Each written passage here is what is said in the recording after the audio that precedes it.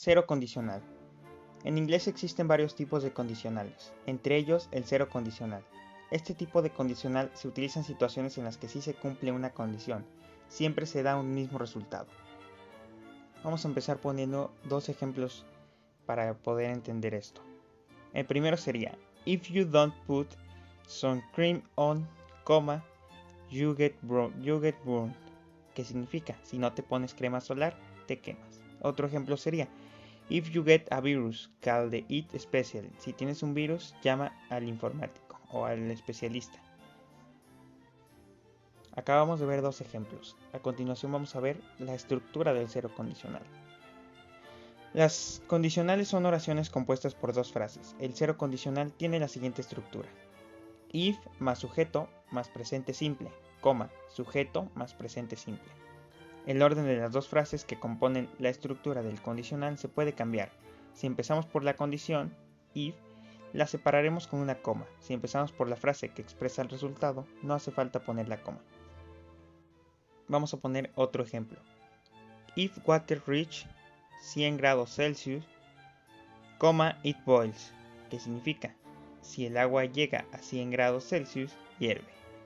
Otro ejemplo sería, water boils if it reach 100 grados Celsius, y la traducción sería, el agua hierve si llega a los 100 grados Celsius. ¿Cómo se utiliza el condicional cero? El cero condicional o condicional cero se utiliza para expresar hechos que siempre son verdaderos. Por ejemplo, hechos científicos, leyes científicas, verdades generales, etc. Vamos a poner otro ejemplo para que quede más claro. You get orange if you mix red and yellow. En su traducción sería, obtienes naranja si mezclas rojo y amarillo. Esto quiere decir, si mezclas rojo y amarillo, el resultado siempre será el mismo, por lo tanto, este hecho es una verdad general. Otro ejemplo sería, if I eat peanuts, I get it, que la traducción sería, si como cacahuates me pongo enfermo. Aunque enfermarse después de comer cacahuates no es una verdad universal, para un determinado grupo de personas, que se podría denominar como personas alérgicas, es cierto que siempre que los coman provocarán el mismo resultado. Aparte de todo esto, el condicional cero también se puede utilizar para dar instrucciones. En este caso utilizaremos un imperativo para expresar la instrucción o la advertencia. If you feel sick, go to the doctor, que significa, si te encuentras mal, ve al médico. Otro ejemplo sería, don't open the door if someone calls, que significa, no abras la puerta si alguien llama. Solo en este condicional podemos sustituir if por when, sin alterar el sentido de la frase. Este ejemplo, esto sería algo así como una cláusula del tema. Vamos a poner el ejemplo. If you hate ice, it melts. Si calientas hielo, se derrite. Ahora vamos a cambiar el if por el when. When you hate ice, it melts. Cuando calientas hielo, se derrite. Recuerda, el cero condicional es un tipo de condicional que se utiliza para expresar una relación de causa-efecto en hechos que siempre son verdaderos. Como lo mencioné antes, pueden ser hechos científicos, hechos particulares, verdades, etc. O simplemente se puede utilizar para dar alguna instrucción. El first conditional. En inglés existen varios tipos de condicionales, entre ellos el first conditional. Este tipo de condicional se usa en situaciones en las que, si se cumple una condición, es probable que se dé un resultado determinado. Este se utiliza para expresar planes de futuro, amenazas, advertencias, promesas o para convencer a alguien acerca de algo. Por ejemplo, if the weather is fine tomorrow, we will go cycling. Si mañana hace un buen tiempo, iremos en bici. Esto quiere decir que hay la posibilidad de que mañana haga un buen tiempo. Si esta condición se cumple, los dos chicos irán en bici. Para la frase en futuro, puede utilizarse el futuro simple con will, con going to y con verbos modales como can y might. El first conditional es un tipo de condicional que se utiliza para expresar una relación de condición-resultado en situaciones particulares que se dan en futuro, planes de futuro, amenazas, advertencias, promesas, convencer a alguien, etc. Ahora les explicaré el segundo condicional, Usamos el segundo condicional para hablar de situaciones que son irreales en el presente. Por lo tanto, podemos describirlas como un tanto imaginarias y que son improbables que ocurran. Para esta estructura condicional es muy importante saber que se ocupa el tiempo pasado simple para hablar sobre las condiciones futuras. A continuación les explicaré cómo se componen las estructuras para poder hacer oraciones. Para la forma positiva se ocupa en la condición el if más el sujeto más el verbo en pasado más el complemento. Y como resultado se pone el sujeto más el would más el verbo más el complemento. Para la forma negativa se ocupa el if más el sujeto más el verbo más el complemento en la condición. Y en el resultado se ocupa el sujeto más el would not más el verbo más el complemento. Cabe recalcar que los complementos son opcionales. En algunas oraciones no son tan necesarias que lo usemos. Y por último está la forma interrogativa. En esta estructura se ocupa la palabra interrogativa. De ahí se pone el would más el sujeto más el infinitivo. Seguido de estos, el pasado participio indica una acción, tiempo pasado o completado. A menudo se le llama de la forma ed, ya que se forma agregando la d o la ed a la forma base de los dos verbos regulares. Sin embargo, también se forma de varias otras formas. Para los verbos regulares se puede usar para formar una frase verbal como parte del presente perfecto. Por ejemplo, sería he aprendido inglés y have learned English. Y también se puede usar para formar la voz pasiva. Por ejemplo, su cabello está bien cepillado. Her hair was well brushed. También se puede usar como adjetivo. Por ejemplo, tenía un brazo roto y had a broken arm. Los patrones verbales permanecen indiferentes a la persona e independientemente de si la frase es una afirmación, una pregunta o una negación. Lo que cambia es una conjugación del primer verbo o el auxiliar en la pregunta. Pero por supuesto el gerundio es siempre el mismo.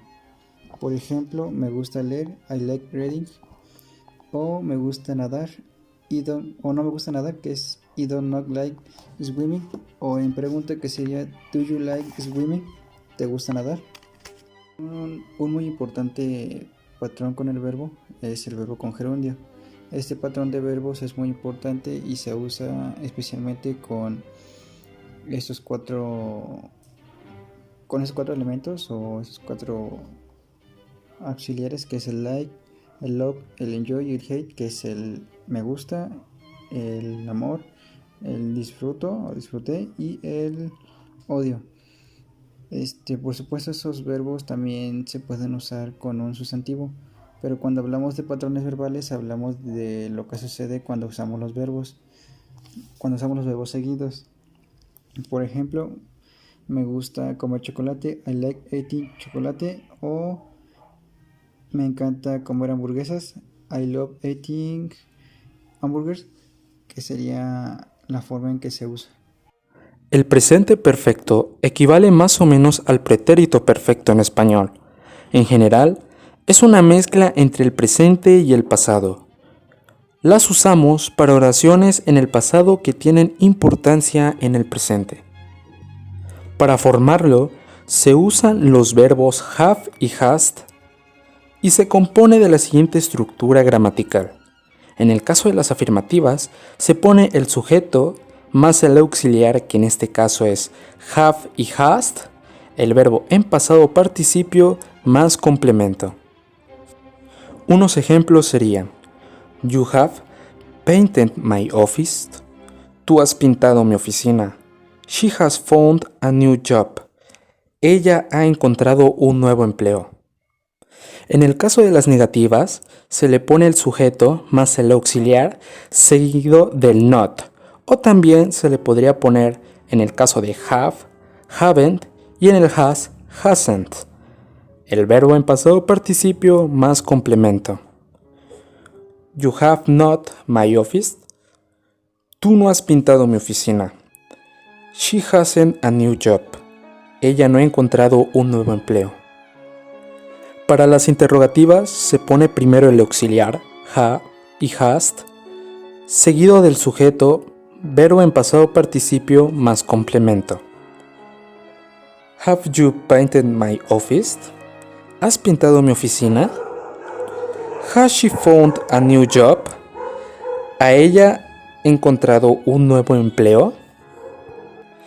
El presente perfecto tiene varias palabras como for, since, ever, never, already, yet and just.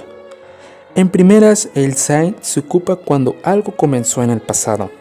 Unos ejemplos serían I have worked here since I left school. He trabajado aquí desde que salí de la escuela. She has studied French since she was a child. Ha estudiado francés desde que era niña. El for lo usamos para hablar un periodo de tiempo. I haven't smoked for weeks. No he fumado por semanas. He has worked for 2 months. Ha trabajado durante 2 meses. Ever, traducido al español alguna vez, se usa en preguntas después del tema y antes del participio pasado. Have you ever been to Brazil? ¿Alguna vez has estado en Brasil? Have you ever ridden a camel? ¿Alguna vez has montado en camello? El never se usa en oraciones afirmativas después del auxiliar have y antes del participio pasado. I have never seen that movie. Nunca he visto esa película. I have never drunk tequila. Nunca he bebido tequila. El already se usa en oraciones para indicar que algo sucedió antes de lo esperado. Se escribe después del auxiliar have y antes del participio pasado. We have already bought the book. Ya hemos comprado el libro. They have already booked the hotel. Ya han reservado el hotel.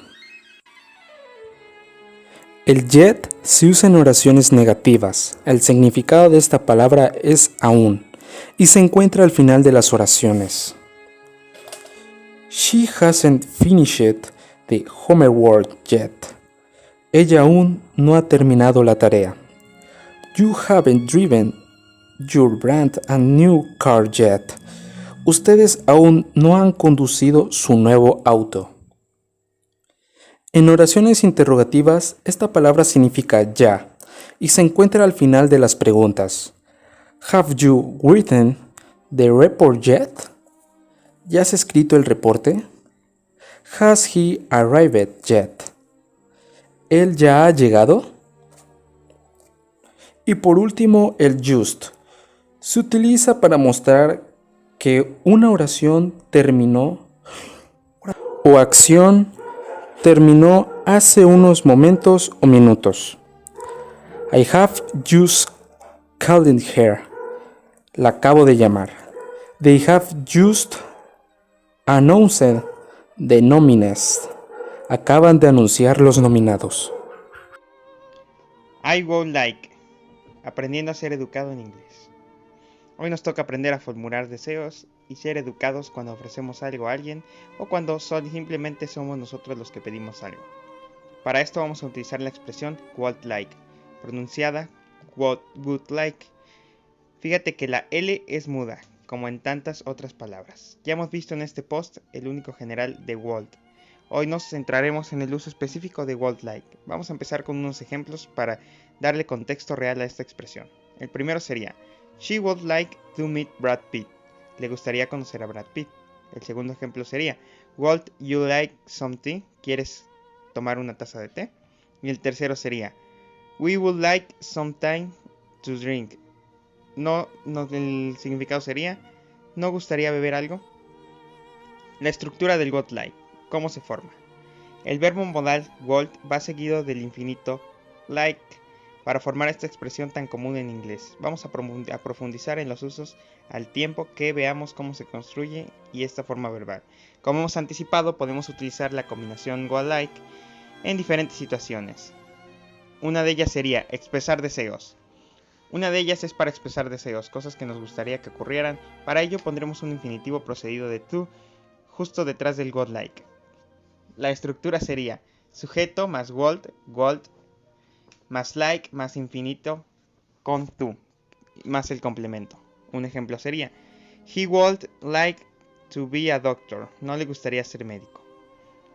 2. Ofrecimientos. También utilizamos esta forma verbal para ofrecer algo. En este caso, el verbo va en su forma interrogativa. La estructura sería HW word más would más sujeto más like más complemento. Y el ejemplo sería would you like a sandwich? Que significa quiere o quieres un sándwich.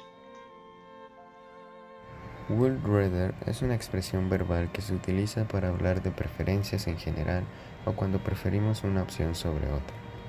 Es muy parecido al significado de would prefer, que es la preferencia, solo que más informal. Su contradicción en forma afirmativa es don't rather. Su estructura en afirmativo sería el sujeto más would rather más verbo más el complemento. I'd rather have meetings in the morning. Prefiero tener reuniones por las mañanas.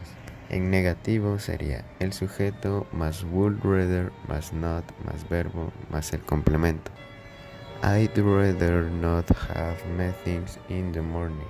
Prefiero no tener reuniones por las mañanas.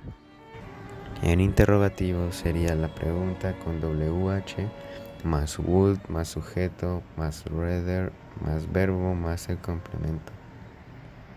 Would you rather have meetings in the morning? Prefiero tener reuniones por las mañanas.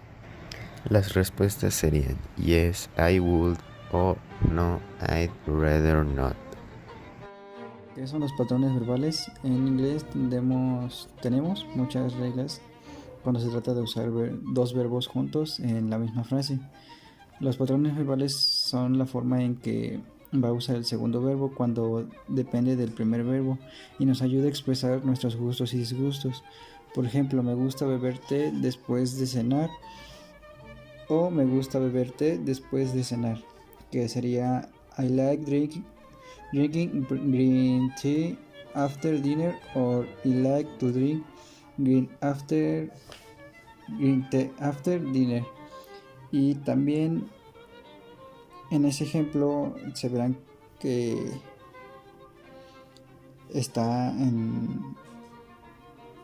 se forma, bueno, en uno de ellos se usa la forma ing y en el otro en el infinito.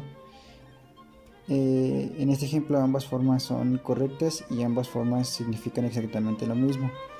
Cuando hablamos de cuatro patrones verbales, con el like o con el me gusta sería amor, odio y disfruté. Son algunos de los verbos más comunes e importantes en el inglés.